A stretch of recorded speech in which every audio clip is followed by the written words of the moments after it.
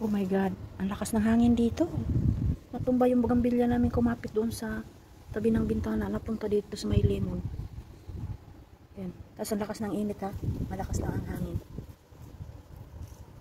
Ayun, nadaganan yung lemon. May mga bunga pa naman yun.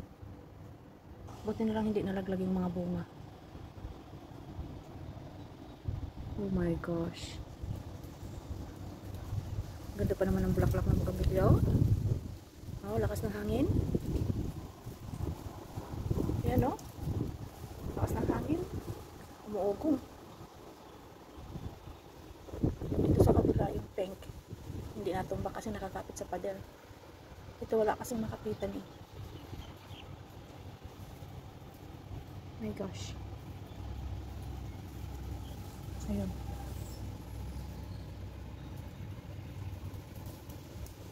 Ayan, lakas ng hangin oh.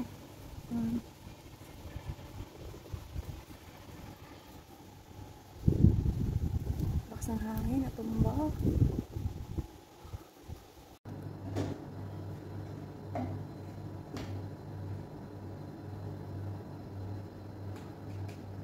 May bird nest. May bird nest dito guys oh. Ayan. Nawasak. Gupitan lang bubo. Nawasak din. Talagang ano siya, natumbo talaga. Ayan yung puno. Ayan. Tumba talaga siya. Wala nang shade dito sa may tapat ng bintana. Tingnan mo kung wala yung magsigig duglog hangin di ay. Ayan guys oh. Hindi ako makalabas doon kasi malakas pa rin ang hangin. Baka bumagsak dito sa ulo ko. Eh, marami pa namang tinik yan.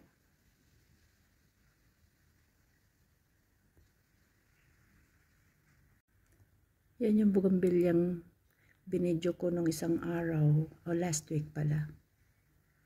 Kinunan ko ng picture na ang ganda ng bulaklak niya.